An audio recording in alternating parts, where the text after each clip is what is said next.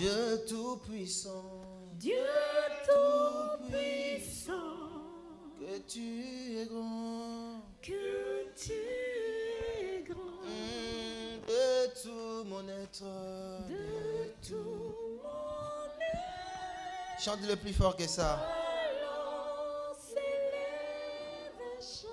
Oh Dieu tout-puissant, Dieu tout-puissant, que tu es grand, plus fort que ça, de tout mon être. de tout mon être. Alors s'élève un chant. Dieu tout-puissant, Dieu tout-puissant, que tu es grand. Que tu es grand. Amen. Alléluia. Alléluia. Il y a vraiment la joie en ce lieu. Voilà, s'il y a la joie en ce lieu, j'aimerais juste t'inviter à faire quelque chose de bizarre. Est-ce que tu peux aller voir ton frère, ta soeur? Est-ce que tu peux lui faire un câlin? Embrasse ton frère, embrasse ta... Non, déplace-toi, lève-toi, va voir ton frère, va voir ta soeur. Est-ce que tu peux te déplacer? Merci beaucoup. Déplace-toi, va voir ton bien-aimé, va voir ton bien-aimé. La média, est-ce que vous pouvez juste mettre un fond musical, s'il vous plaît, la média? Alors, déplace.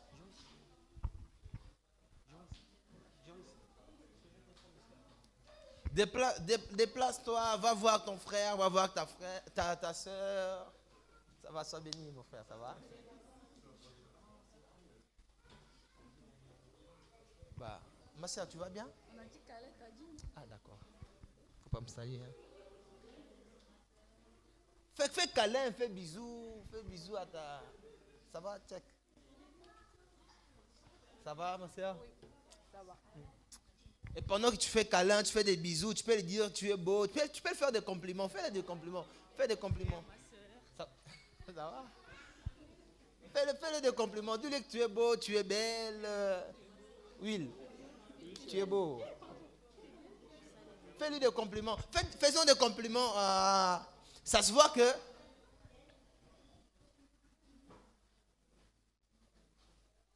Ça se voit que... Est-ce que tu peux lui faire des compliments? En même temps que tu fais des câlins, tu fais aussi des compliments. Tu dis tu es beau, tu es belle. Alléluia. Oh, Amen. T'as fini? C'est bon? Qu'est-ce que tu as dit à ton frère, à ta soeur? Tu l'as dit qu'il est beau, elle est belle ou pas? Ah, donc ça dit que vous n'avez pas fait. Ah, d'accord, merci. C'est vrai, c'est merveilleux lorsque nous nous rassemblons chaque matin. Et à chaque fois que le Seigneur nous permet de pouvoir nous rassembler, il faudrait exprimer notre amour que nous ressentons à nos bien-aimés. Ce n'est pas juste dire à Dieu, Jésus, je t'aime, mais tu ne vois pas Dieu, c'est moi que tu vois. Alors dis-moi que tu m'aimes. Ok? Dis-moi que tu m'aimes, c'est très très important. Ce n'est pas juste Seigneur, je t'aime, le Seigneur que tu ne vois jamais. Peut-être tu vas mourir, tu ne vas jamais le voir physiquement. Alors, si tu me vois, alors je suis Jésus, dis-moi que tu m'aimes. Ok? C'est très important d'exprimer notre amour lorsque nous rassemblons. Seigneur, merci pour ces instants, merci pour ces temps que tu nous as accordés, merci pour la parole, merci pour les cœurs qui seront touchés. La Bible dit que tu as envoyé la parole et la parole a guéri. J'ose croire et je crois surtout de tout mon cœur que la parole de ce matin nous guérira, que la parole de ce midi nous fera du bien, que cette parole touchera un cœur. C'est ça l'objectif. Lorsque nous arriverons à toucher un cœur, le message, le but est atteint. Seigneur, permet que ce message puisse toucher le cœur. Seigneur, s'il y a quelqu'un que tu as visé pour parler, alors j'aimerais être la première personne dont tu vas déposer la bénédiction, dont tu vas envahir le cœur par ton amour, dont tu vas répondre ton amour, nous envahir par ta grâce. Seigneur, je voudrais être celui par qui tu passeras juste pour parler à un cœur. Alors parle Saint-Esprit de Dieu. Toi qui sais mieux parler que nous, toi qui connais la profondeur de Dieu. Il est écrit que poussé par ton esprit que les hommes ont parlé. Ça tombe bien parce que je suis homme, je ne suis pas Dieu. Alors viens me pousser pour que je parle de ta part. Viens me toucher pour que je libère le parole. Tu le sais que sans toi, je ne peux rien. Sans toi, je ne peux parler. Sans toi, il est impossible que je fasse quoi que ce soit. Sans toi, je suis rien, mais voilà la raison pour laquelle je t'appelle, pour que tu nous parles ce midi. Nous voulons t'écouter. Au nom de Jésus. Amen. Alors, deuxième chose, j'aimerais te demander, c'est encore un peu compliqué peut-être, c'est difficile à faire, mais est-ce que tu peux élever tes deux mains? Alors, on essaie juste de rassembler les deux mains pour voir qu'est-ce que ça va donner. Si on peut juste rassembler les deux mains, quand tu lèves, voilà. Merci beaucoup. Vous savez, à chaque fois quand je prêche, j'aime beaucoup quand vous acclamez. Ok? Ça veut dire que vous m'acclamez à chaque fois quand vous acclamez, vous m'acclamez. Et merci pour vos acclamations, ok? Je suis très très content. Je sais qu'à chaque fois quand je viens prêcher, je suis toujours élégant. Alors merci pour ces acclamations, ok? Parce que vous avez honoré ma beauté et je suis content pour ça. Mais est-ce qu'on peut acclamer réellement Jésus-Christ de Nazareth? La Bible dit que heureux ce peuple qui sait acclamer le Seigneur. Ok, j'aimerais te dire autrement. Lorsqu'on demande d'acclamer Jésus, ça veut dire que tu es en train d'acclamer et parler en même temps. Et quand tu parles, tu es en train de bénir. Est-ce que tu peux acclamer en bénissant le nom de Jésus? Est-ce que tu peux acclamer, dire Seigneur, tu es merveilleux. Seigneur, tu es glorieux. Je t'acclame parce que tu es bon. Je t'acclame parce que tu es puissant. Je t'acclame parce que tu es tout. Je t'acclame parce que, oh, Maïja Brada Santé. Ah, il y a une personne qui peut acclamer et parler en même temps. Ah, peut acclamer et dire Seigneur, tu es merveilleux. Alléluia. Ah, je suis dans la joie quand on me dit allons dans la maison de l'Éternel. Je suis dans la joie quand je me retrouve parmi mes frères. Je suis dans la joie quand le dimanche arrive, parce que je vais juste venir ici à l'église, chanter, louer, adorer, voir mes frères, voir mes sœurs. Merci Shama, au nom de Jésus-Christ de Nazareth. Amen. Alors, quelqu'un pourrait juste me rappeler, c'est le thème que nous allons parler aujourd'hui.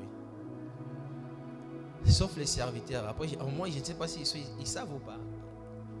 Qu'allons-nous parler aujourd'hui? Ah, personne ne se souvient. Donc, ça veut dire que personne n'a vu l'affiche. Si on ne se souvient pas, ça veut dire aussi que nous n'avons pas partagé les affiches. La persévérance, ok?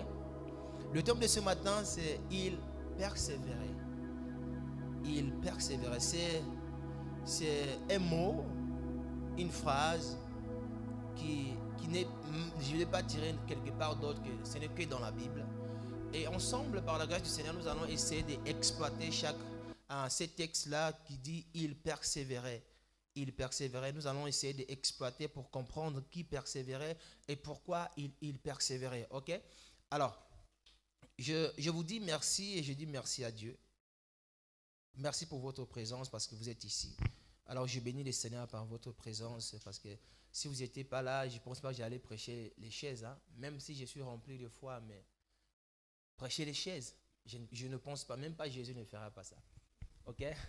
Quand la Bible dit, si vous refusez de m'adorer, les pierres vont le faire. Le pierre là, ce n'est pas dire juste les pierres qui vont adorer. Non, non, non. Le pierre, ça veut dire, si toi tu refuses, quelqu'un d'autre va le faire. Alléluia. Amen. La média, vous pouvez juste remettre le fond, s'il vous plaît. Alors, il persévérait dans la prière. On va lire Actes des Apôtres, le chapitre 2, le verset 37. Non, pardon, le verset 42. Acte 2, 42. On va lire en fur et à mesure. Si vous avez trouvé, est-ce que nous pouvons nous lever pour honorer la parole de Dieu?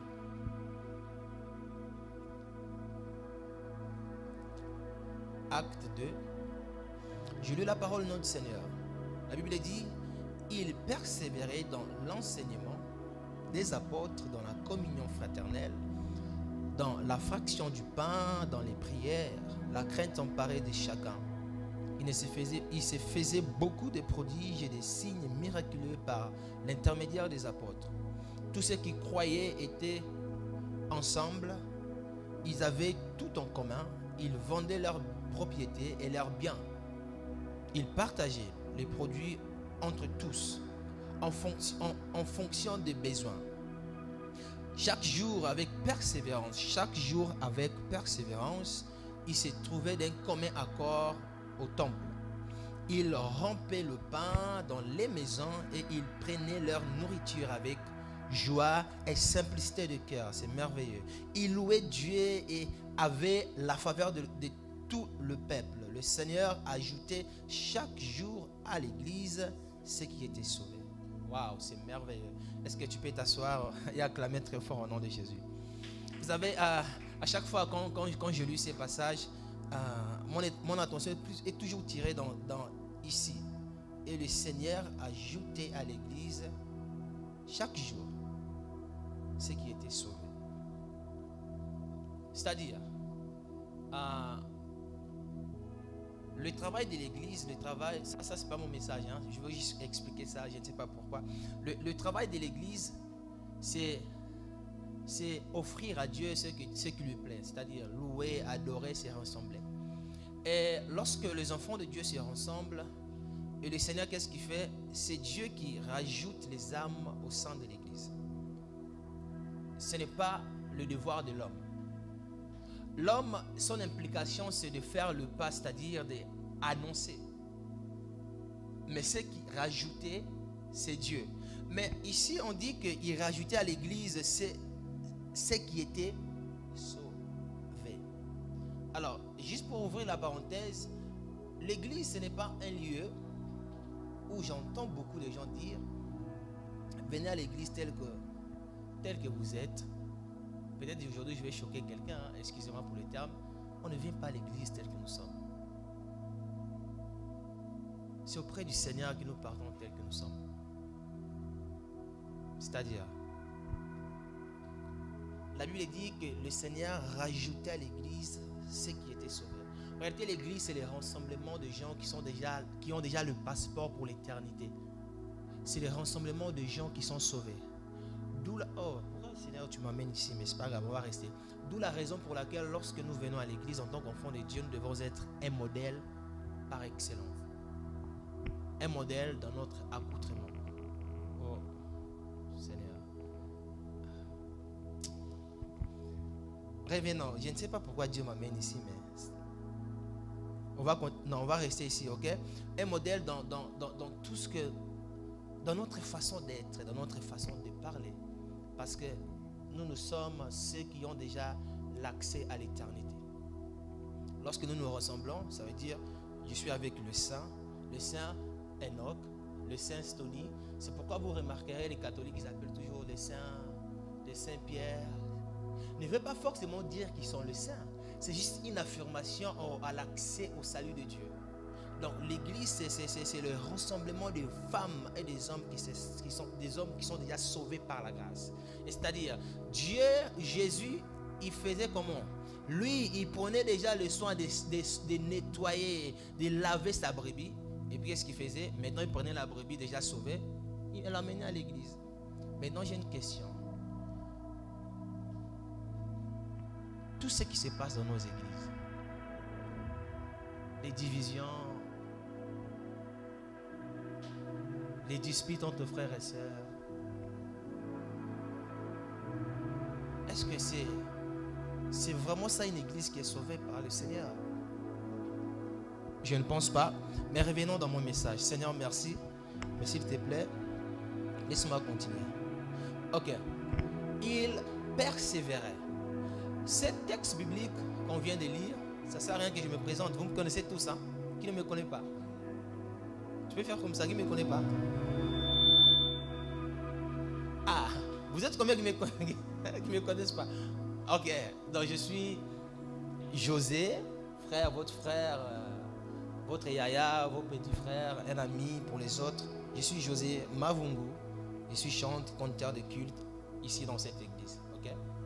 Je suis pasteur aussi ici, par la grâce du Seigneur. Alors, il persévérait. C'est vrai que nous avons tendance que lorsque nous voyons déjà le thème parle déjà de comment dirais-je, et le thème donne déjà, comment dirais-je, un repère de ce que nous allons parler, de tout le message, je pourrais même dire. Mais il est très très important que nous puissions aussi comprendre. Il persévérait. C'est vrai que nous savons c'est quoi la persévérance, mais il y a des moments lorsque les problèmes arrivent, souvent ça nous échappe, ok? En tant qu'enfant de Dieu, j'aimerais vous rassurer que les problèmes, nous avons toujours. Vous savez, dans la vie est un combat. Comme le frère Isaac aime dire, la vie est un combat que je n'aurais jamais pu vaincre seul. Vous connaissez la chanson, n'est-ce pas? Donc, la vie est un combat. Et comme dans tous les combats, seulement ceux qui ont de la persévérance qui rapportent la victoire. Ok? Ok, prenons l'exemple de qui est boxeur ici, qui regarde un peu la boxe, le sport, à part le frère Simba. J'aimerais vous raconter une histoire avant que je puisse me plonger dans mon message. L'histoire d'un boxeur. Un combat de boxe qui s'était passé récemment, c'était Tyson Fury et Don Wilder. Je ne sais pas si vous connaissez, Joris, je pense que c'est bon.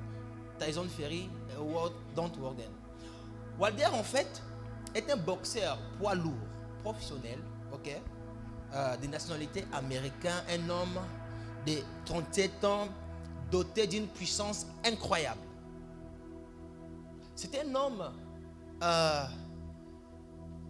il a une force incroyable. Sa renommée ou sa réputation, sa renommée était vraiment connue de tous, ses exploits. Wilder, c'est un homme qui a plus de 40 et quelques combats. 46 combats, 43 victoires. 42 par KO. Je ne sais pas si je me trompe, frère Simba. C'est ça, hein? Je me suis formé, merci Seigneur. Donc, ces exploits fait de lui le meilleur boxeur. Et surtout, pas seulement le meilleur boxeur, le meilleur boxeur qui a plus de victoires par KO. Et dans ces 46 combats que le frère a, il a 3 défaites. Et parmi les 3 défaites, il a 2 défaites. Et le seul 2 défaites qu'il a, la personne qui l'a infligé ces 2 défaites, c'est Fury, son adversaire. Fury était quelqu'un que personne ne croyait qu'il pouvait battre Wilder. Parce que ses exploits parlaient déjà à sa place. Ses œuvres, ce qu'il faisait, ce qu'il a fait, ce qu'il fait jusqu'à aujourd'hui, lorsqu'il racontait un adversaire, même l'adversaire avait peur de l'affronter. Pourquoi? Parce que tout le monde savait déjà le résultat du match avant même le combat. Nous tous on se disait, Wilder, il est fort. Pourquoi? Parce que nous avons vu ses exploits. Mais lorsqu'il fut un moment de championnat, lorsqu'ils ont combattu pour la ceinture, premier combat, ils ont fait nul. Deuxième combat, il a perdu. Et troisième combat, lui, vu qu'il est champion, la fierté d'un champion, non, je ne peux pas perdre ma ceinture. On y va le troisième. Croyant qu'il va gagner. Il partait dans le troisième combat. Wilder, il était fort parce qu'on connaissait sa puissance. Il tapait tellement Fury, l'adversaire, jusqu'au point que tout le monde se disait, le coup qu'il avait donné, l'adversaire est par terre. Mais soudainement, on voit l'homme s'élever malgré les coups qu'il avait reçus. Il s'élève, tout le monde était étonné. Pourquoi? Parce que personne croyait que ce frère, que l'adversaire de Wilder pouvait vaincre. Pourquoi? Parce que tout le monde savait et ils étaient focus aux exploits de Wilder et surtout à sa puissance. Et le combat là, c'est le Fury qui rapporta pour la deuxième fois. Donc, tous les défaites, Wilder il a des défaites et la personne qui l'a infligé les 2 défaites, c'est Fury. Qu'est-ce que je vais dire par là? Est-ce que je vais juste vous embêter de vous parler des sports de combat? Personne pourrait se dire, mais frère José, toi tu nous parles, au lieu de me parler de Jésus, tu nous parles de combat. Vous savez, dans chaque situation, il y a toujours une leçon à tirer. Peut-être vous pouvez dire non, c'est l'histoire, c'est l'histoire du monde. Ce sont des combattants qui ne combattent pas pour Jésus. Mais dans chaque situation qui se passe, la Bible dit que même la nature ne vous enseigne-t-il pas. Donc ça veut dire, ces combats m'ont enseigné. Parce que même moi aussi, je pensais que Ferry allait perdre.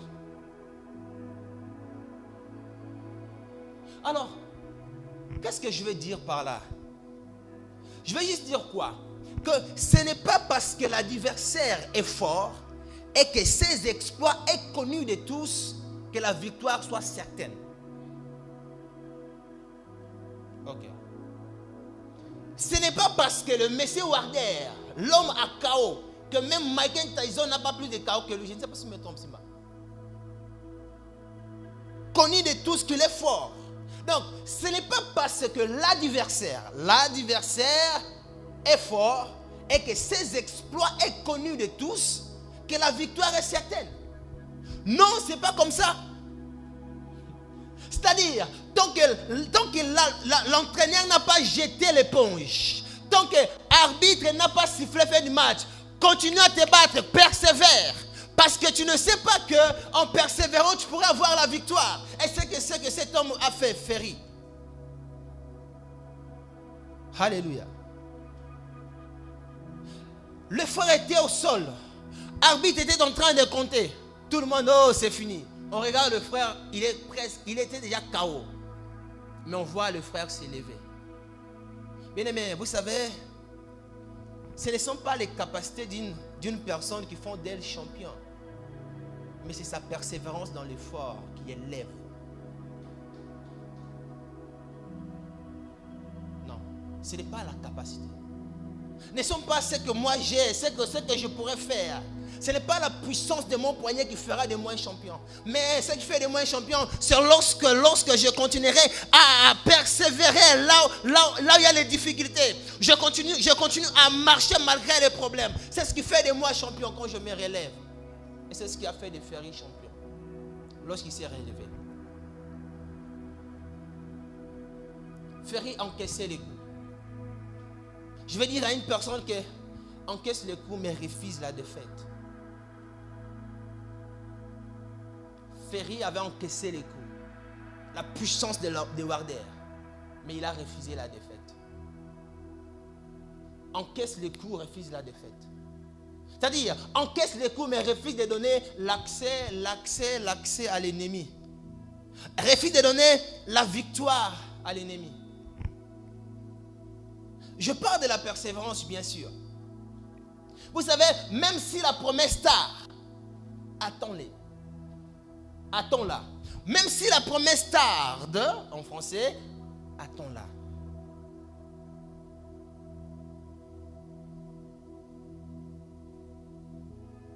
Il y a un chant qui dit, même si la mer se déchaîne, je te fais confiance. Même si mes yeux n'ont point vu, je continuerai ma route. Même quand les vagues frappent à ma porte, je croirai toujours. Même si la mer se déchaîne, je te fais confiance. Même si mes yeux n'ont point vu, je croirai toujours. Même quand le vague frappe à ma porte, je continuerai ma route. C'est les paroles d'un chant que j'ai écrit, qui va sortir très bientôt. À chaque fois quand je suis dans le problème, et le Seigneur me rappelle souvent dans cette chanson. Il me dit, Mathieu, tu as des problèmes, tu pleures. Mais ce n'est pas toi qui as chanté que même si la promesse tarde, ce n'est pas toi qui as chanté que même si la mer se déchaîne, je te fais confiance. C'est-à-dire, même si les vagues sont en train de frapper à ta barque, ne t'inquiète pas. Rassure-toi que le maître est en train de dormir. La Bible dit qu'il y a une tempête, les apôtres paniquaient, mais le maître dormait dans la barque. Et lorsque le maître s'est levé, ils ont changé les discours. Qui est cet homme qui parle même à la tempête et la tempête obéit? Bien-aimé, regarde ce que Paul dit. Paul dit, j'ai combattu le bon combat et j'ai achevé la course et j'ai gardé la foi. Même si c'est difficile, persévère. Persévère. Encaisse les coups, mais n'accepte jamais la défaite. Parce que la persévérance, c'est le fait de continuer à croire. Là où il y a l'incrédulité de l'homme se manifeste. C'est ça, persévérer. C'est-à-dire, continuer à marcher là où les autres s'arrêtent. Continuer la course là où les autres sont en train de s'arrêter. Persévérer, c'est continuer à rester debout quand les autres tombent. C'est ce qu'on appelle persévérance. Ce n'est pas parce que moi, ça n'a pas marché que toi, ça ne va pas marcher. Continue juste à persévérer et tu verras la victoire. Le combat de cet homme m'a beaucoup parlé. Parce qu'il a encaissé les coups. Mais il a refusé la défaite. Et toi, tu encaisses les coups? Est-ce que tu acceptes la défaite ou tu refuses la défaite? Ah, Jesus Christ. Continuons à persévérer. La Bible dit qu'il persévérait, c'est-à-dire qu'il restait ferme. En fait, la persévérance, c'est quelque chose de prendre la décision. Regarde ce que Jésus dit. C'est lui qui persévérera jusqu'à la fin et c'est lui qui sera sauvé. Le problème, ce n'est pas d'abord la façon dont tu commences, mais c'est la façon dont tu vas terminer. Parce que dans le parcours d'un champion, il y a toujours des obstacles. Il y a toujours des obstacles. Dans le parcours d'un champion, l'obstacle peut devenir ton père, ta mère, ton frère, tes soeurs. Ils peuvent même être l'obstacle. Mais si tu persévères, c'est alors que tu verras le résultat. Ceux qui sont grands aujourd'hui, ils ont commencé petits. Oh, je ne sais même pas pourquoi je parle de ça, mais moi souvent je suis trop liturgique. J'aime trop rentrer plus dans l'enseignement, mais on lui voit juste comme ça, ok? Alléluia. Alléluia. Mais j'aimerais voir une personne. Je ne vais jamais t'inviter à t'élever. Je ne sais pas, on va partir comme ça. J'aimerais t'inviter à t'élever et faire une déclaration avec moi. Lève-toi, lève-toi, lève-toi, lève-toi, lève-toi, lève-toi, lève-toi, lève-toi. Tu vas dire, j'encaisse les coups, mais je refuse la défaite. Ah, est-ce que tu peux t'élever et dire, j'encaisse les coups, mais je refuse la défaite? Ah, élève ta voix, dis, j'encaisse les coups, mais je refuse la défaite. J'encaisse les coups, mais je refuse la défaite. Oh, est-ce que tu peux le dire encore? J'encaisse les coups, mais je refuse la défaite.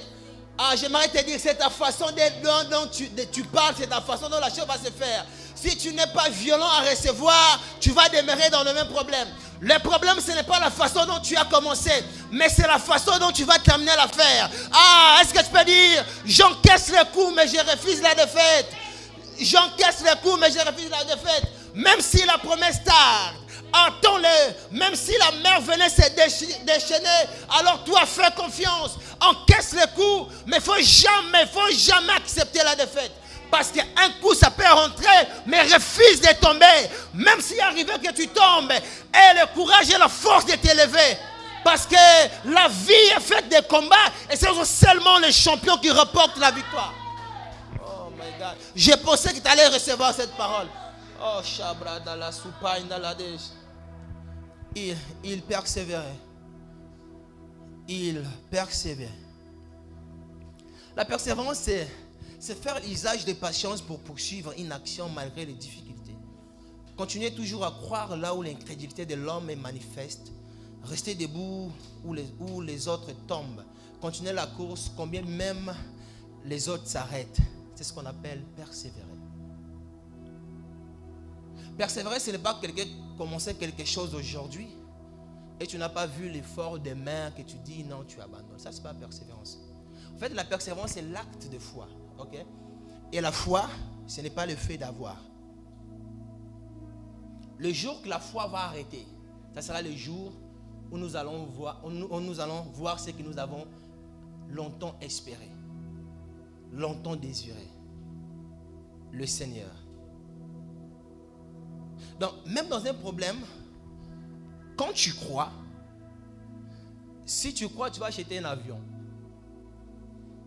Le jour que tu auras ton avion, la foi de l'avion s'arrête là-bas. Mais cela ne veut pas autant dire que tu ne vas plus continuer à croire. Parce que tant que nous vivons, il y a toujours des choses. Tant que nous sommes sur la terre, il y a des choses souvent qui nous poussent, qui nous coincent en tant qu'enfants de Dieu, et que nous devions toujours continuer à persévérer. Alléluia. Alors, en lisant ces textes bibliques des Actes, il persévérait. C'est vrai que je suis juste en train de parler de persévérance, mais on va voir, il persévérait dans quoi, ok? Il persévérait dans quoi? Aujourd'hui, le sous-thème que je voudrais vous parler aujourd'hui, c'est la communion. On va parler d'abord un peu des communions, ok? La communion fraternelle. Comme la France, liberté, égalité, fraternité. Donc, on va parler de la communion fraternelle. D'accord? La Bible dit, il persévérait dans l'enseignement des apôtres et dans la communion fraternelle, dans la fraction du pain. Je ne vais pas parler de l'enseignement, ni des prières, ni des fractions du pain, mais je voudrais parler de la communion, parce que c'est la communion qui englobe tout. Il persévérait dans la communion. Est-ce que tu peux dire à ton voisin, il persévérait dans la communion? Si le voisin la bombe, change de voisin, c'est pas grave. Si tu le vois un peu, tu peux changer de voisin. Dis, il persévérait dans la communion. Ah, il n'y a que 2 personnes qui parlent. Il persévérait dans la communion. Il persévérait dans la communion. Ok. En lisant ces textes bibliques, je comprends que vous êtes fatigués, c'est pas grave. En lisant ces textes bibliques, ces textes nous expliquent clairement comment vivait la première église. Dans Actes, chapitre 2, c'est ce qu'on vient de lire. Il nous explique comment vivait la première église. Cette église-là, une communauté assoiffée de la connaissance, qui voulait à tout prix croître dans la maturité spirituelle. Si vous lisez ces textes, vous allez voir comment cette église, la Bible dit, il demeurait. C'est-à-dire, il restait, ils étaient fermes, ils étaient assis. Donc, c'est-à-dire, cette église, il faisait de son mieux pour garder la communion fraternelle. Pourquoi? Parce que l'église savait que la communion fraternelle, c'est l'instruction de Dieu. Regarde ce que Jésus, après de monter, dit, restez à Jérusalem, ne partez pas d'abord.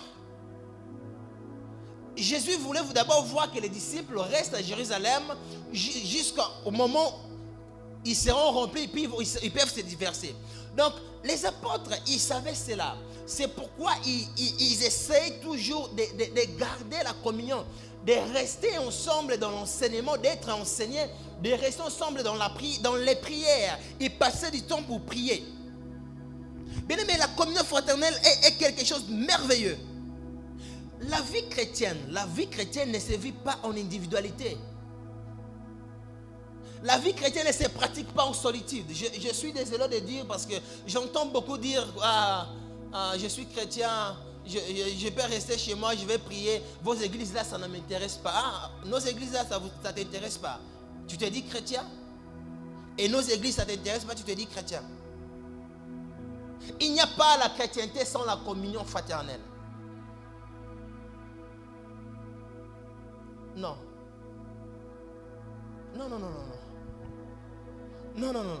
Parce que l'esprit communautaire, c'est ce que Jésus a même enseigné, inculqué dans l'esprit de ses disciples. Jésus voulait que les apôtres restent en commun, qu'ils demeurent ensemble. Même si Pierre pouvait très bien avoir une église, je ne sais pas, à Antioche, même si apôtre Paul devait, je ne sais pas, aller en Turquie, mais que cet esprit communautaire reste implanté dans leur cœur. C'est pourquoi vous remarquerez que aussi bon que chacun d'eux partait, mais il y avait des moments où ils se réunissaient à l'église de Jérusalem pour se voir, pour parler, pour rester, pour développer le lien de la communauté. Donc, la vie chrétienne ne se vit pas seule. Ce n'est pas une vie de Quanta, oh je suis dans mon coin. Non, loin de là. Si on est chrétien, c'est pour demeurer dans la communion, dans la communauté, communion fraternelle. Et la communion fraternelle,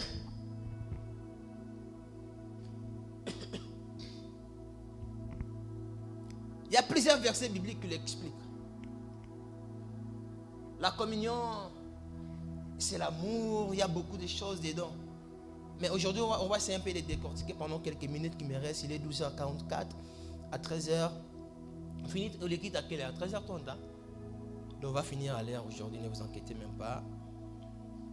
Les 10 minutes qui nous restaient, le pasteur Enoch l'avait déjà pris la semaine dernière. Donc on va finir à l'heure, ok?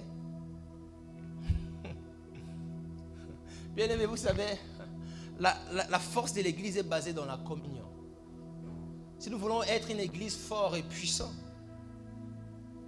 nous devons persévérer dans la communion fraternelle. Et nous allons voir tout à l'heure pourquoi je suis en train de dire ça. La force de l'église est basée dans... C'est lorsque l'église demeure fort dans la communion, lorsque l'église persévère dans les prières. Si nous voulons vivre un réveil authentique, ça c'est pour l'église. Développons le lien de la communauté. Ayons du temps, apprenons à vivre ensemble, à exprimer notre amour, à manifester la communion fraternelle. Et c'est vraiment ça ce que la Bible nous enseigne. Sortons dans tout ce qui est les divergences, l'esprit de rivalité. Vous savez, l'esprit de rivalité, c'est ce qui tue le réveil au sein de l'église. Ah, moi je préfère pasteur Enoch, j'aime pas frère José. Ah, pasteur Enoch, quand il prêche, non, je vais prêcher pour prouver au pasteur José comment je suis fort. Ça, c'est ce qui est en train de tuer le réveil. Regarde ce qu'apôtre Paul disait dans Philippiens. Apôtre Paul dit, il dit, ne faites rien par l'esprit de rivalité ou par des désirs d'une gloire sans valeur, mais avec humilité, considérez les autres comme supérieurs à vous-même. Que chacun de vous, au lieu de regarder à ses propres intérêts, regarde aussi à ceux des autres. Ça, c'est le verset biblique que j'aime le plus. Ça, c'est le verset biblique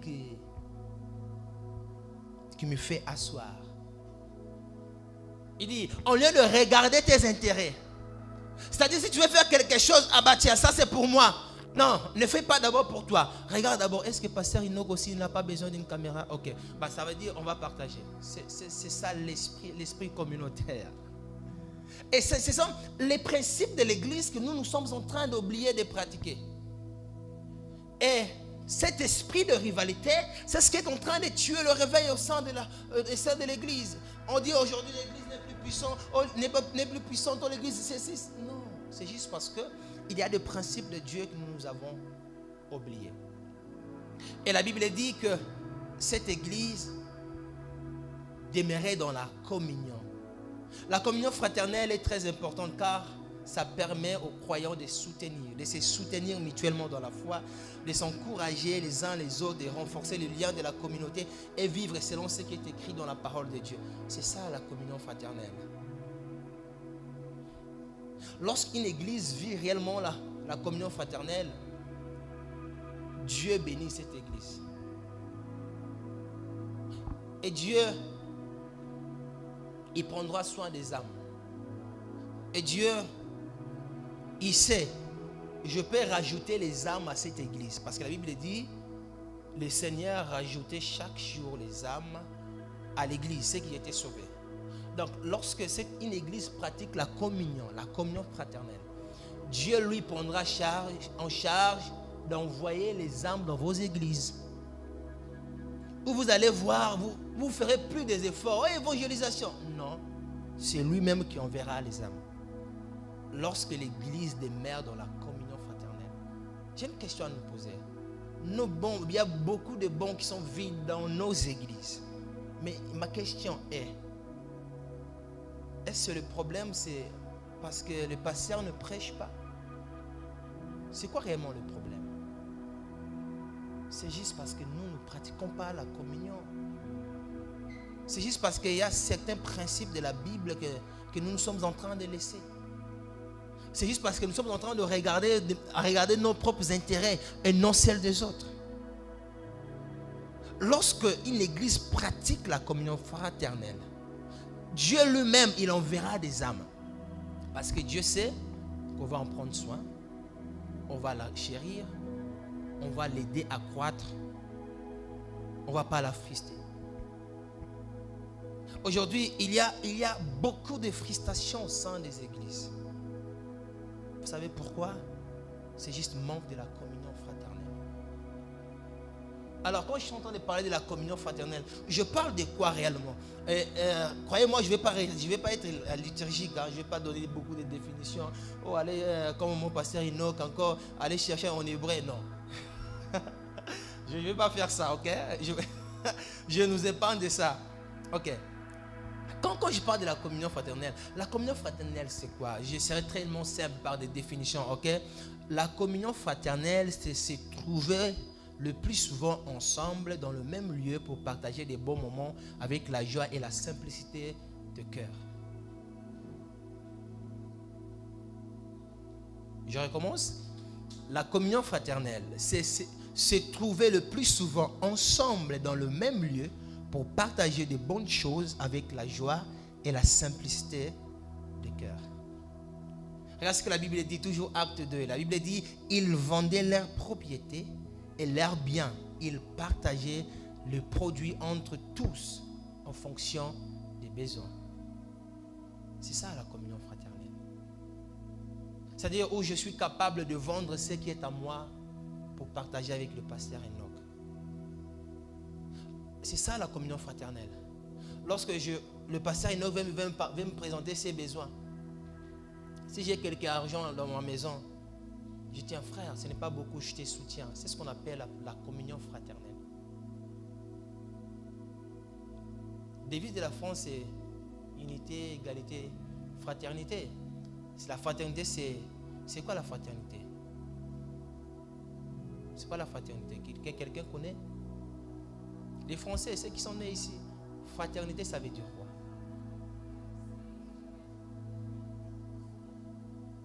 Être quoi? C'est ça, non? Et c'est pourquoi vous remarquez, la France, c'est un pays béni. Pourquoi? L'Éternel bénit la France. Si tu ne savais pas, je te dis. Parce que la France, ils ont cet esprit communautaire. Vous remarquez, il y a autant d'aide sociale que beaucoup de pays n'ont pas ça. Que beaucoup de pays ne donnent pas. Vous voyez, il y a des CAF, des assistants sociales, la CMI gratuit. C'est ce qu'on appelle fraternité. Parce qu'ils considèrent tous en étant de frères. Et c'est ça le rôle de l'Église. Ce n'est pas juste dire mon frère dans la bouche, mais c'est considérer réellement qu'on est des frères. La communion fraternelle. Être capable de partager ce qui m'appartient à celui qui est dans le besoin. Et c'est ça, c'était ça ce qui faisait la première église. Ils partageaient. La Bible dit, ils rompaient le pain ensemble. Ils étaient capables même de vendre leur maison juste pour partager avec les frères. Ici, si je viens, pasteur Enoch, j'ai un problème. Il manque 5 000 euros. Est-ce que pasteur Enoch peut prendre sa maison là qui a coûté 20 000 euros, vendre pour frère José? Vice versa, hein? Ok, vice versa. Mais c'est ce que l'église primitive faisait. Est-ce qu'ils n'avaient pas leurs besoins? Ils n'avaient pas des besoins. Oui, ils avaient des besoins. Mais ils avaient compris, oui, j'ai besoin. Mon frère a besoin, ma soeur a besoin. Donc, il y a plusieurs besoins. Qu'est-ce que nous devons faire? Faire ceci pour pouvoir combler chaque besoin. Et la Bible dit, lorsqu'il donnait dans la joie. Et Dieu rajoutait. Alléluia. La communion fraternelle, c'est encore quoi? La communion fraternelle, c'est le soutien, l'engagement les uns envers les autres. La communion fraternelle, c'est quoi? C'est prendre son téléphone, appeler le frère qui n'est pas venu à l'église. La communion fraternelle, c'est prendre ton téléphone, appeler le frère qui n'est pas venu à l'église. Demander comment il va, pourquoi je ne t'ai pas vu, et prier ensemble s'il faut.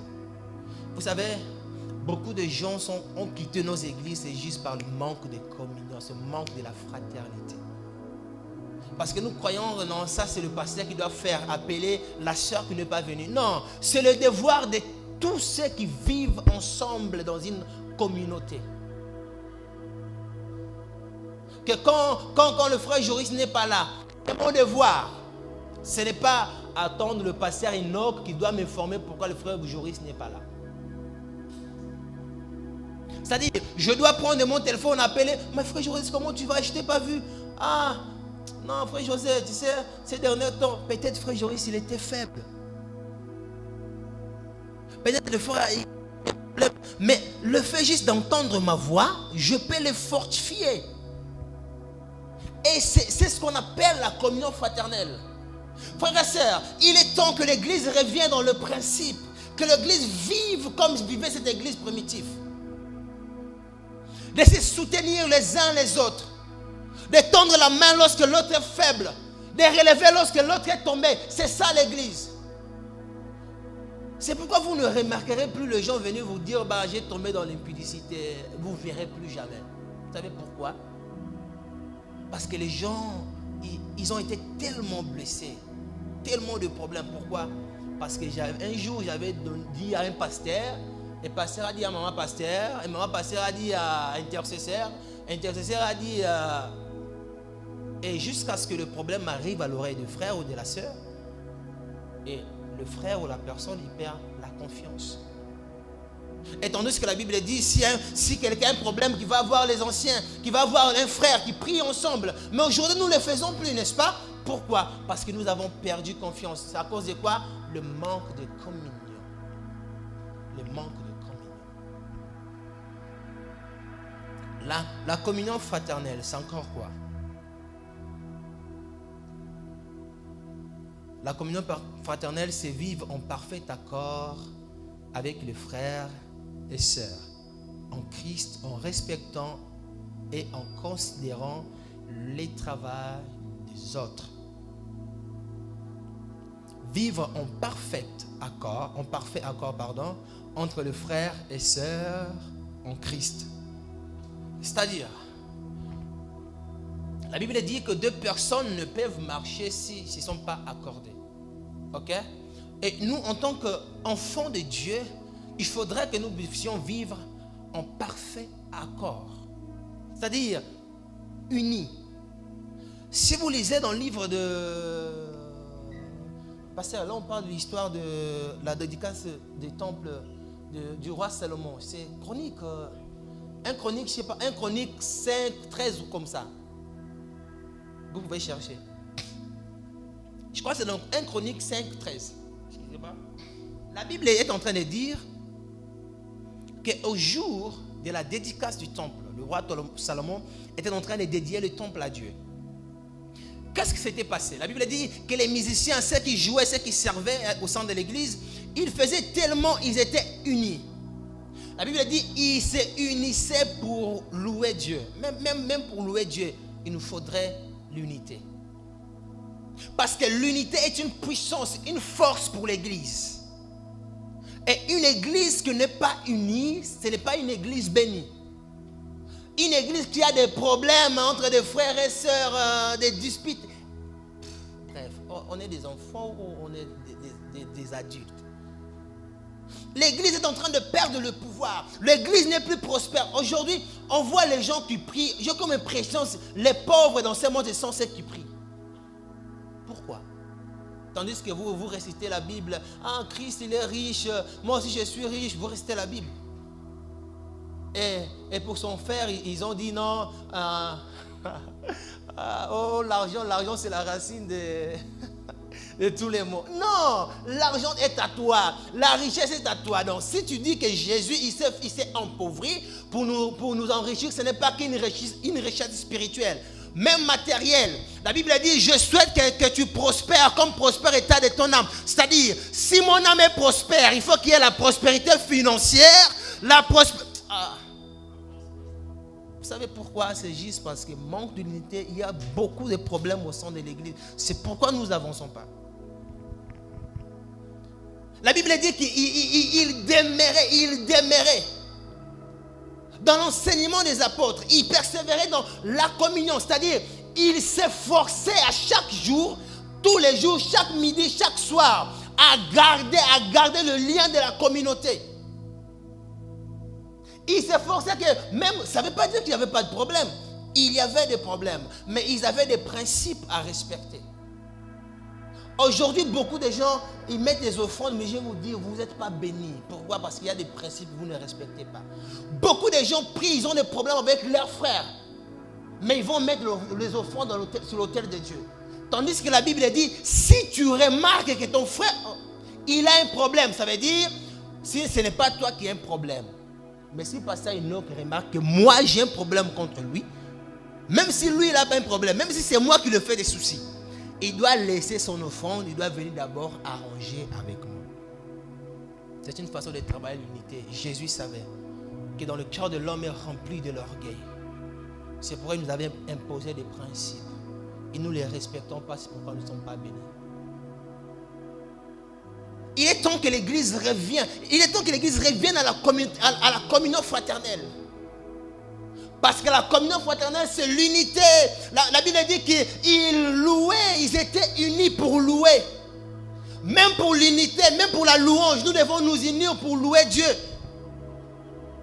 Parce que la gloire de Dieu est manifeste lorsque les adorateurs sont unis. Aujourd'hui, nous passons des cultes liturgiques, le culte sans puissance. Parce que tu vois quelqu'un, quelqu'un chanter, Seigneur, fais ma voix. Les gens tombaient, c'est la puissance. Nous passons des cultes ordinaires, tandis que nous sommes appelés à vivre l'extraordinaire avec Dieu. Pourquoi? Parce que nous avons des principes que nous ne voulons pas respecter. Et la communion fraternelle en fait partie. Frères et sœurs, je nous en supplie. Ne tuons pas les grâces que nous avons, je nous en supplie.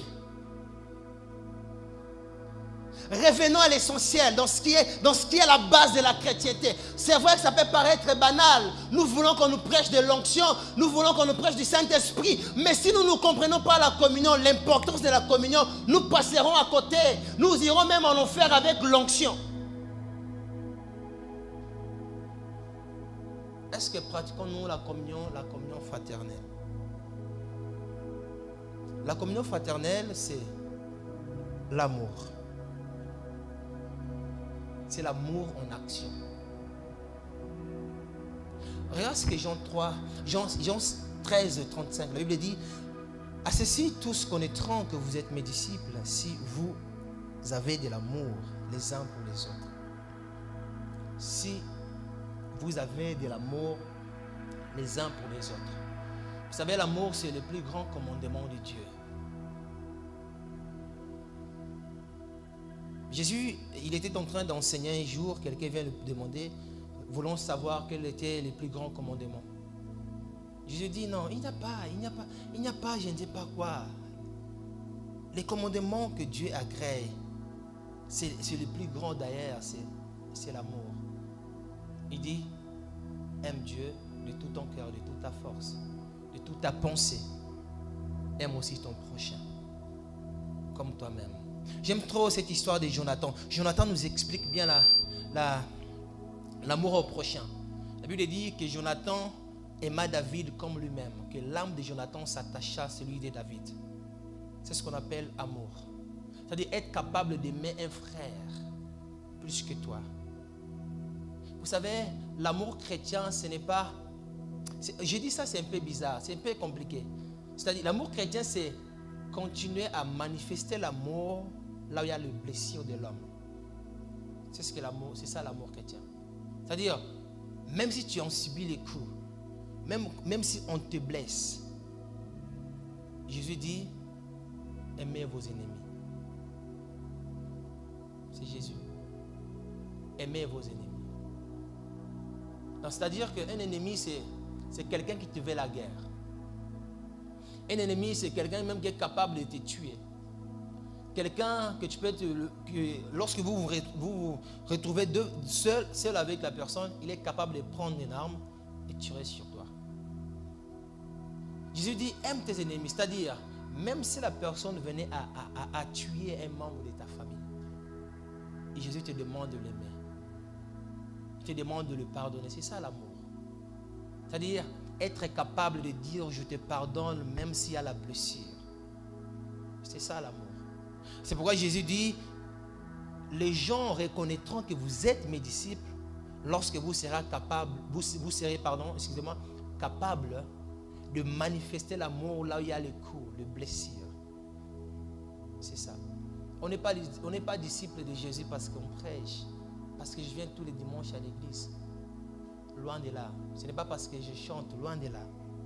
Je suis disciple du Seigneur le jour où je serai, où je suis capable de manifester de l'amour là où il y a la méchanceté des hommes. C'est alors qu'on devient les disciples. Je ne sais pas combien de coups que tu as encaissé. Aujourd'hui, ça me fait très mal de voir les comportements chrétiens. Il y a des gens qui vivent avec des ordres dans leur cœur. Ils ne veulent pas pardonner.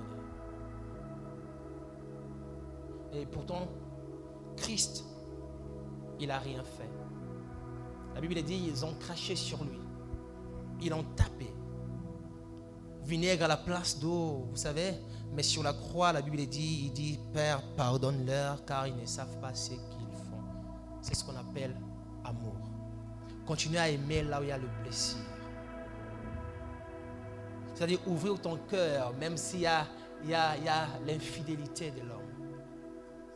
L'homme est imparfait, l'homme n'est pas parfait. L'homme est infidèle, l'homme n'est pas fidèle. Mais Dieu dit, malgré son infidélité, aime-le.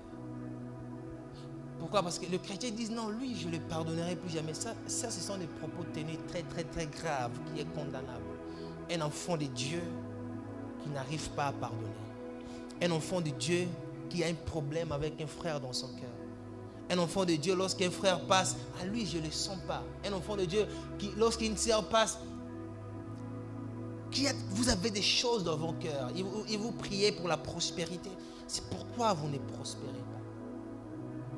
Parce que vous vous enfermez des gens dans vos cœurs. Mais j'ai une question pour vous, vous qui enfermez les gens. Quand vous dormez, qu'est-ce que vous pensez en fait? Quand vous dormez, vous arrivez à dormir tranquille. Moi, je ne peux pas dormir en sachant que j'ai un problème avec quelqu'un. Même en couple, vous connaissez tous les disputes de couple, le problème de couple. Mais je ne peux pas fermer l'œil tant que je n'ai pas réglé ça. Ce n'est pas parce que je suis fort, non. C'est parce que c'est une nature qui m'a été imposée par le Seigneur.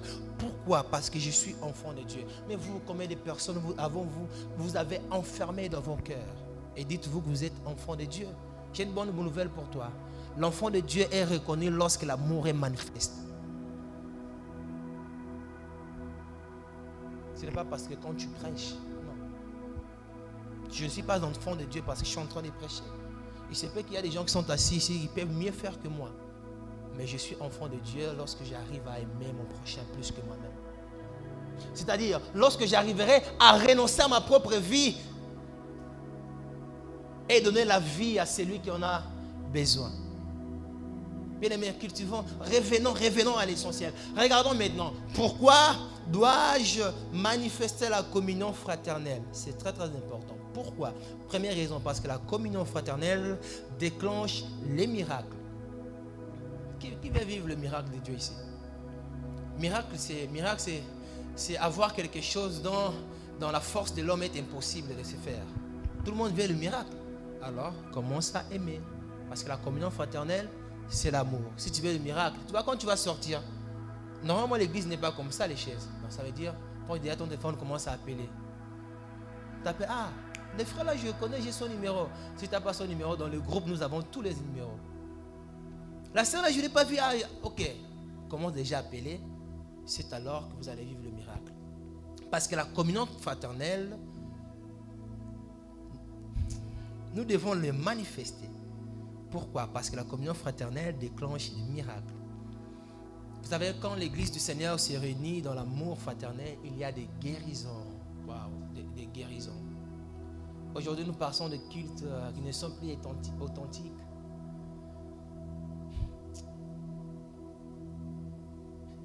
la Bible dit que Pierre, apôtre Paul, passait l'air ombre, le mouchoir guérissait le malade. Ce n'est pas parce qu'il priait beaucoup, ce n'est pas une spiritualité, en fait, ce n'est pas un grand niveau de spiritualité qu'ils avaient plus que nous. Non, la Bible dit que Élie était l'homme de même nature que nous.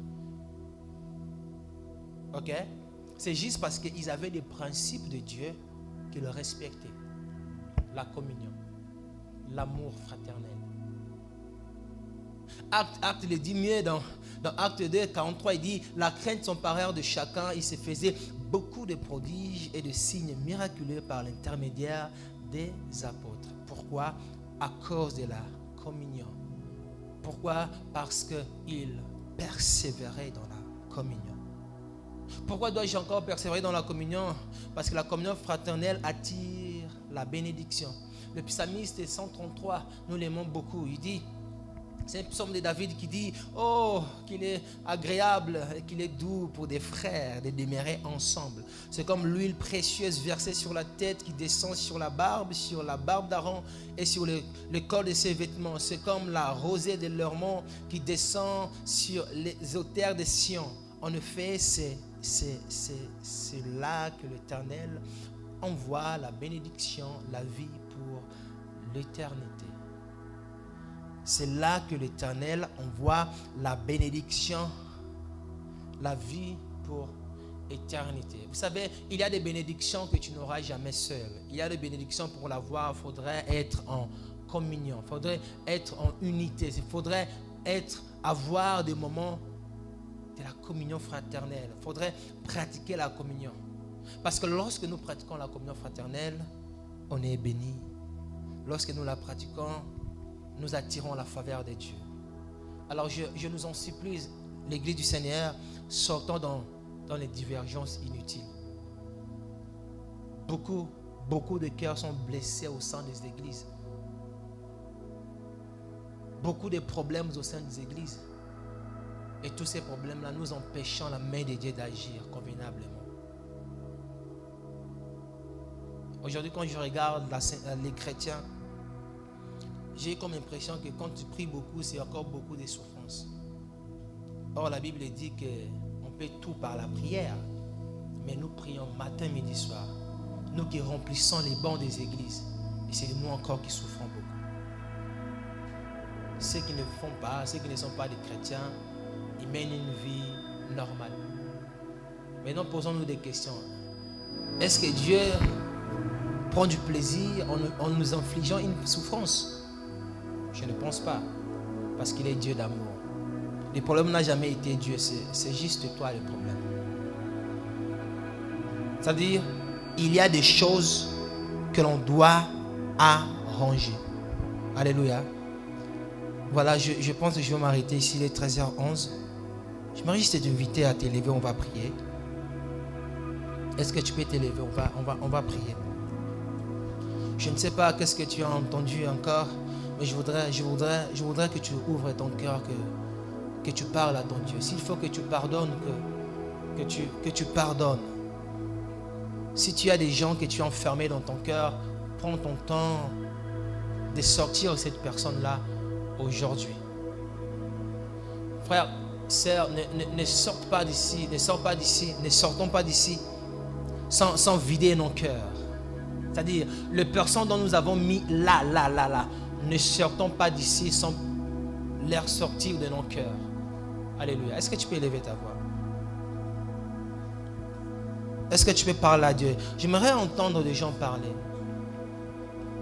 Parle, ton serviteur écoute. Parle, je dépends de ça. Est-ce que tu peux élever ta voix? Parle à ton Dieu.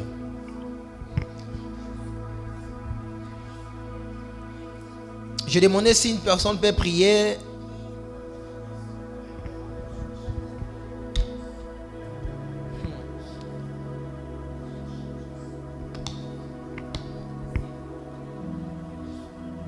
La communion fraternelle. Shebrada Soto Paine. Breba sapai de la cagne saute. Je ne sais pas, mais ça monte dans mon cœur de prier avec des personnes qui ont besoin que le Seigneur puisse l'aider. Ces personnes qui n'arrivent pas à pardonner, ces personnes qui n'arrivent pas à manifester de l'amour. Si tu es là, est-ce que tu peux passer? Je vais prier. On va prier avec toi. Toi qui as besoin du soutien du Seigneur, que Dieu t'aide à pardonner, que Dieu t'aide à aimer tes frères. Si tu es là, passe, je veux prier avec toi. N'aie pas peur, n'aie pas honte surtout. Viens, on priera avec toi. C'est un fardeau qui monte dans mon cœur.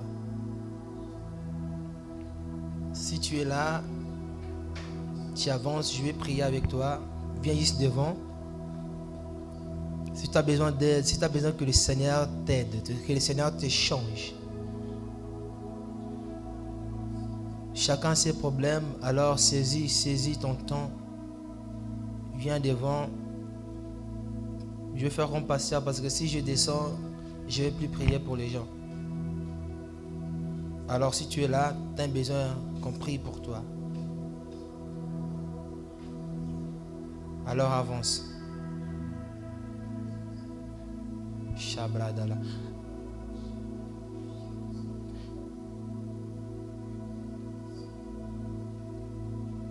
Une autre chose, s'il y a-t-il des gens qui aimeraient en ces lieux recevoir la vie de Jésus, je ne sais pas si nous sommes tous chrétiens en ces lieux, mais s'il y a aussi des gens qui aimeraient recevoir la vie de Jésus, j'ai toujours appris avec mon pasteur Enoch qu'on ne donne pas notre vie à Jésus, c'est nous qui recevons sa vie. Alors s'il y a quelqu'un qui veut recevoir la vie de Jésus ce matin qui n'est pas chrétien, alors avance aussi, viens aussi recevoir la vie de Jésus. On va prier pour toi. Si on est tous des chrétiens, gloire au Seigneur, mais s'il y a quelqu'un qui n'a pas reçu la vie de Jésus, c'est-à-dire qui n'a jamais déclaré que Jésus-Christ est mort et ressuscité pour lui sauver, pour lui donner la vie éternelle, alors viens recevoir la vie éternelle.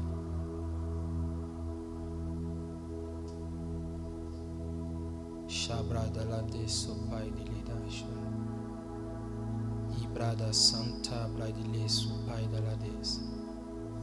Koro yobo shanta. Alléluia.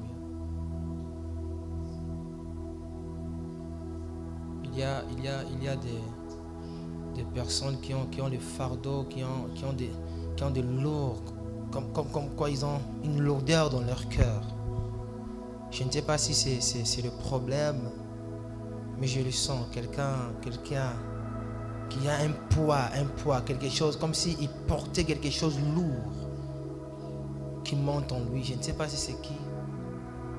Alors si tu es là, viens aussi devant et je vais prier pour toi.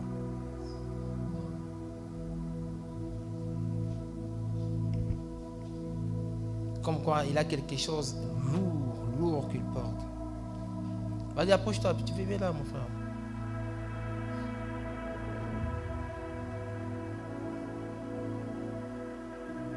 C'était trois personnes qui ont la... Je ne sais pas comment je vais appeler ça. Comme un poids qu'ils ont dans leur cœur. Alors avance. Parce que si je descends, je vais plus prier. Ils ont un poids dans leur cœur. Et ces personnes-là, et autres aussi, ils ont un problème d'aide. Ils ont du mal à pardonner. Je ne sais pas si c'est qui.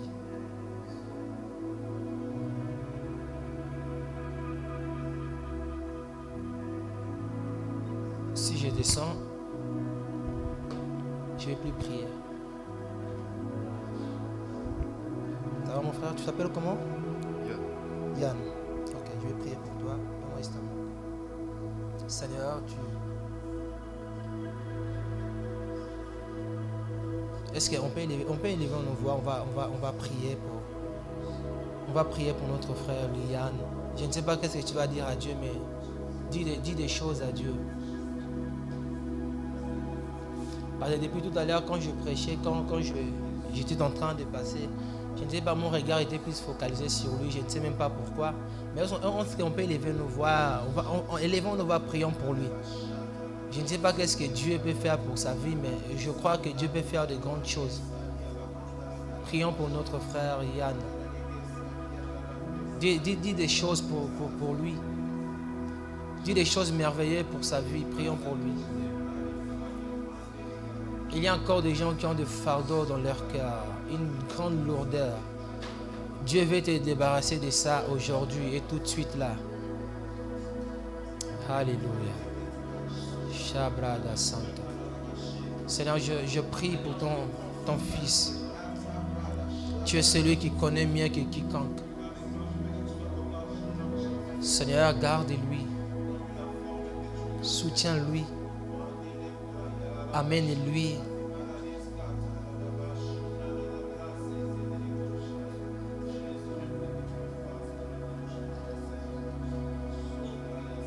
Comme il avait dit à Bartimée, que veux-tu que je fasse pour toi?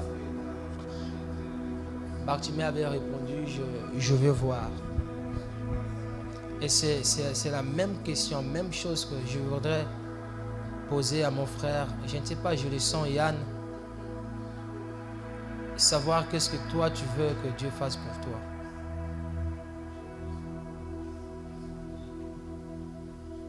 C'est ça la question en fait que j'entends là tout de suite. Parce que Dieu se manifeste lorsqu'il y a un besoin.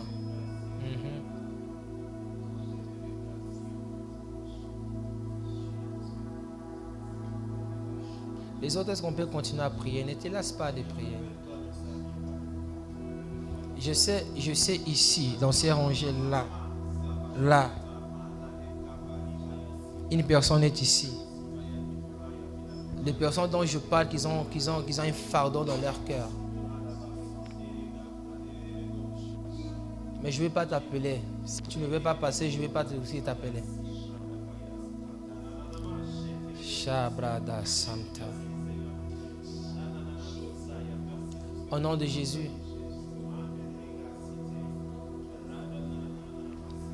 Seigneur, je viens te confier Yann.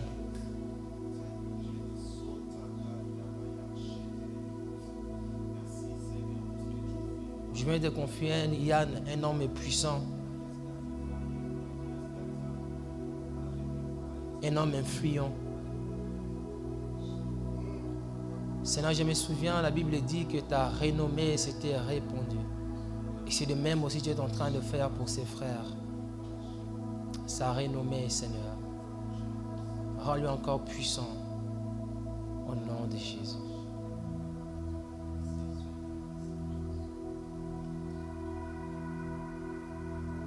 Saint-Esprit, je prie que l'amour du Christ l'envahisse maintenant.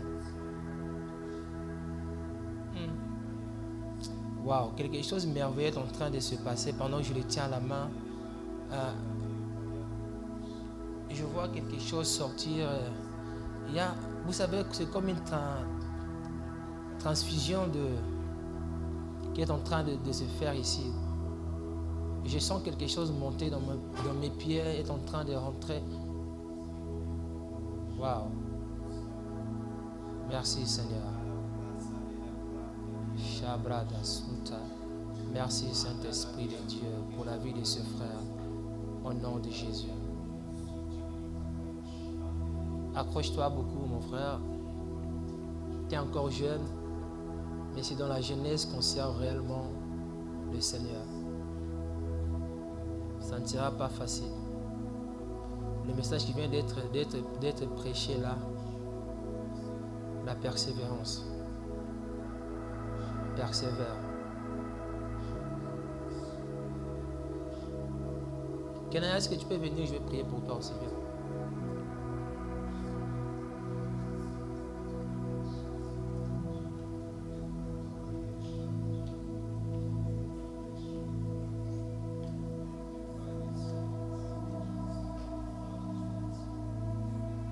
vous inquiétez pas, le culte va finir à 30. À 30, on va arrêter. Seigneur,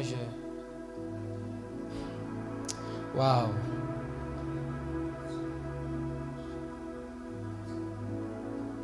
Il y a l'onction de Dieu est en train d'opérer en ces lieux. Les protocoles, vous pouvez vous asseoir, vous pouvez prier si vous voulez. Le service de Dieu ne se fait pas tout le temps pareil. Dieu opère même dans le silence. Continuez à prier.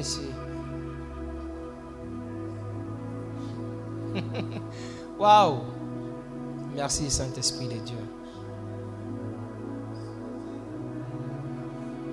Je ne sais pas, c'est votre fils. Il faut juste bien encadrer. C'est une arme puissante qui sera utilisée pour le cas de l'ennemi. Pour détruire vraiment. Mais le diable aussi est conscient et il fera tout aussi pour détruire la grâce. Vous savez, le combat de Jésus n'a pas commencé lorsqu'il était grand. Depuis qu'il était bébé. Enfant, Jésus a été déjà attaqué. Parce que l'étoile brillait depuis qu'il était enfant. Et lui, il est une étoile qui brillera. Il fera des choses extraordinaires. Non pas seulement avec Dieu, mais dans sa vie aussi professionnelle. Mais il faut juste l'encadrer. Il faut juste l'encadrer. Waouh. Ouf, oubrachat. Alléluia. Abradala soupa indeledelas.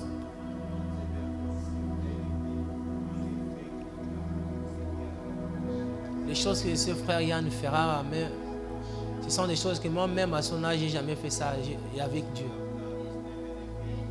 Depuis sa jeunesse, le Seigneur va l'instruire, mais il faudrait juste qu'il soit bien encadré. Sinon, même son entourage va le dévier de la grâce qu'il a. Pour juste très bien encadré.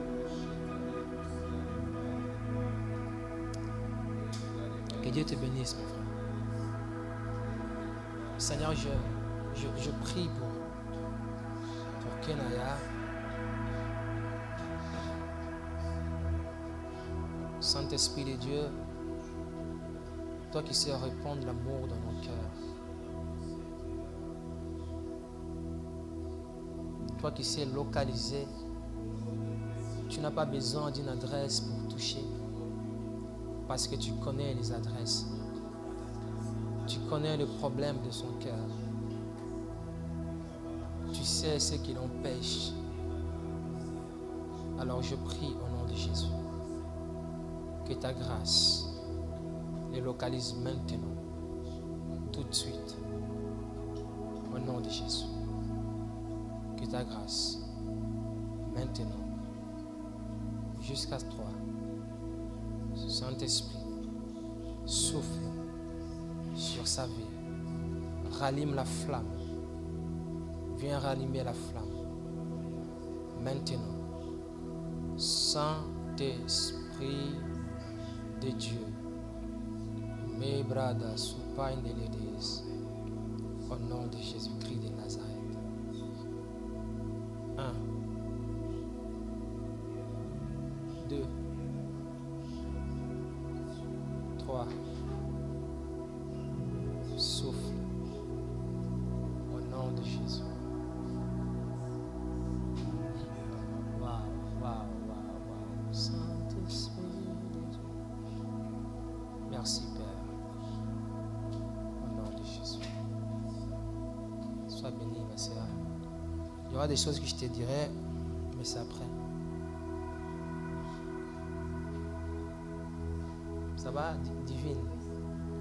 Seigneur, je prie pour Divine. Ma prière est que moi qui n'ai pas eu la grâce de te connaître lorsque j'étais petit, quand j'avais son âge, alors je prie que la grâce que j'ai, Seigneur, que tu l'accordes maintenant. nom de Jésus. Au nom de Jésus. Saint-Esprit de Dieu, souffle dans sa vie. Maintenant.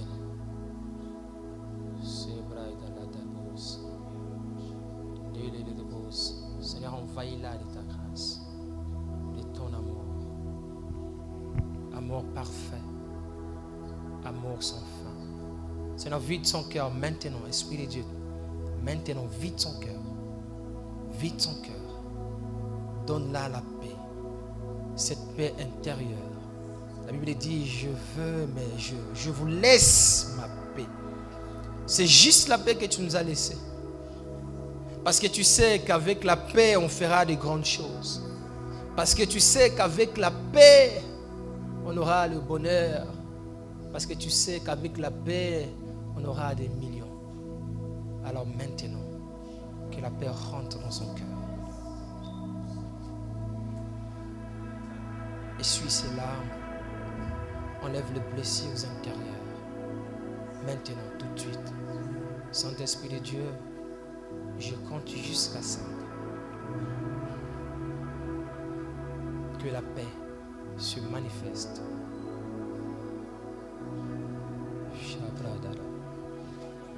Souffle sur sa vie. 1, 2, 3, 4. Reçois la paix du Seigneur. Au nom de Jésus. Au nom de Jésus. Amen. Que Dieu te bénisse. Alors que le Seigneur nous bénisse énormément. Est-ce que tu peux acclamer le Seigneur là où tu es? Acclame le Seigneur là où tu es. Acclame le Seigneur. Est-ce que tu peux faire mieux que ça? Fais mieux que ça. Voilà. Fais mieux que ça. Acclame mieux le Seigneur que ça. Et je pense que je nous avais dit comment nous acclamons le Seigneur. Quand on acclame le Seigneur, on rajoute les paroles de bénédiction. On bénit le nom de Jésus lorsqu'on nous acclamons le Seigneur. Et il y a même des cris de joie qui se font au nom de Jésus. Est-ce que tu peux élever ta voix? Acclame le Seigneur au nom de Jésus-Christ de Nazareth. Alléluia. Que Dieu vous bénisse énormément.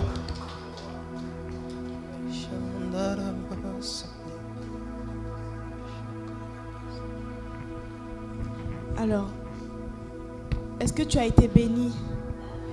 Est-ce que tu as été béni? Est-ce que tu as été béni?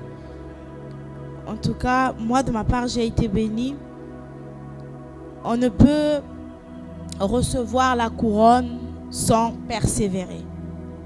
Nous ne pouvons recevoir la couronne sans persévérer. Il faut que nous puissions persévérer. Persévérer, la persévérance. Je me rappelle encore de ce chant qui dit, vous pouvez juste m'enlever le fond s'il vous plaît. Ce chant qui dit, si Dieu a mis un rêve dans ton cœur, écris-le, garde-le comme un trésor. Quoi qu'on dise, protège la vision avec patience. Oh oui, car tu sais de tout ton cœur que ce rêve ne vient pas de toi. Et même si tu ne vois que le contraire, persévère. Oh oui, persévère. Persévère. Persévère. Car sa parole, elle s'accomplira. La parole de Dieu s'accomplit toujours, toujours, et il faut toujours persévérer. On va passer aux annonces. Alors, nous sommes Cité de rafraîchissement chrétien. Et nous prêchons Jésus-Christ mort, ressuscité et assis à la droite du Père. Notre mission, c'est de transformer les vies par la parole du Christ et avec la parole du Christ afin de rendre l'homme à l'image de Dieu pour qu'il redevienne le reflet de sa gloire. Notre vision est basée dans le livre d'Éphésiens 4, le verset 21 au verset 24. Nos programmes. Du lundi au vendredi, nous avons prière sur Zoom à partir de 12h30. Et mardi, nous avons le live via nos réseaux sociaux à 20h30. Le mercredi, à 5h, il y a prière de femmes en 3 dimensions. Et les jeudis, nous avons prière d'intercession en présentiel à 19h. Vendredi, nous avons enseignement en présentiel. Et dimanche, nous avons notre culte de célébration. Est-ce que parmi nous, il y a des nouvelles personnes qui sont là? Est-ce que vous pouvez vous lever dans la présence de Dieu? Est-ce qu'on peut acclamer pour notre frère? On peut lui donner un micro. Vous allez me dire comment vous appelez et qui vous a invité. Bonjour. Bonjour. Moi, je m'appelle Yann et je fais partie de cette famille ici. Amen. Mon père Joseph et ma mère Anna. D'accord, très bien. Mes 3 sœurs. En tout cas, mon frère Yann, tu es le bienvenu. Je te tutoie. Tu es le bienvenu et on aimerait encore te revoir le dimanche prochain si tu n'as pas d'église d'attache. Donc, tu seras le bienvenu au milieu de nous. Est-ce qu'on peut acclamer pour notre frère? Acclame ton Dieu pour sa vie. Sois béni, tu peux t'asseoir. Est-ce qu'on peut se lever dans la présence de Dieu, s'il vous plaît? On va prier pour la personne qui nous a nourris ce matin. On va tout simplement déclarer les paroles sur sa vie et qu'on demande au Seigneur qu'il puisse remplir encore le réservoir où il est parti puiser. Est-ce qu'on peut prier dans ce sens au nom de Jésus? Alléluia. Prie, proclame, déclare les paroles sur la vie de son serviteur. Alléluia. Oui, Seigneur, merci encore pour ta parole éternelle. Merci pour celui que tu as utilisé, Papa. Ma prière est que tu puisses encore, Seigneur mon Dieu, remplir, Papa, là où il est parti prendre, Seigneur mon Dieu, utilise-le davantage. Père, que ton onction, Seigneur mon Dieu, Papa, puisse encore, Seigneur mon Dieu, être déversé, Seigneur. Papa, déverse encore, Seigneur mon Dieu, Papa, plus, Seigneur mon Dieu, dans sa vie, Jésus. Je bénis sa vie, je bénis sa famille, je bénis tout ce qui fait, Seigneur mon Dieu, Papa, le fruit de ses mains. Papa, je bénis tout, Seigneur mon Dieu. Merci, Seigneur, pour tout, dans le nom de Jésus. Alléluia.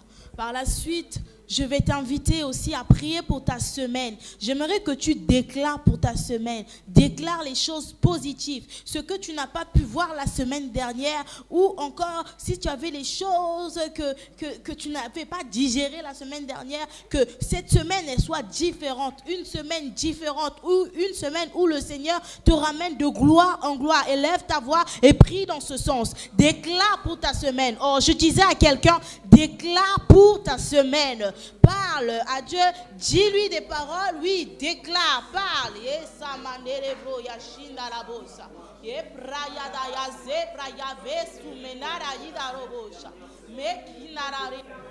Ce que je n'ai pas pu avoir, Seigneur, la semaine dernière, Père, je prie afin que cette semaine, Seigneur, puisse être mon partage. Seigneur, je veux toucher ce que je n'ai pas pu toucher. Je veux voir ce que mes yeux n'ont pas pu voir. La semaine, Seigneur, cette semaine, elle soit différente pour la vie de chacun. Que cette semaine soit différente. Que nous puissions aller de gloire en gloire. Que ta grâce, Papa, puisse nous accompagner, Jésus. Alléluia. Merci, Seigneur.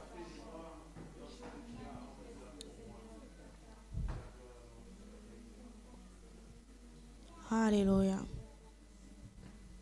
que le bonheur et la grâce nous accompagnent tous les jours de notre vie. Et nous disons tous gloire et louange à toi, Seigneur Jésus-Christ. Amen. Tu peux acclamer et bon dimanche à toi. Bon dimanche à tous.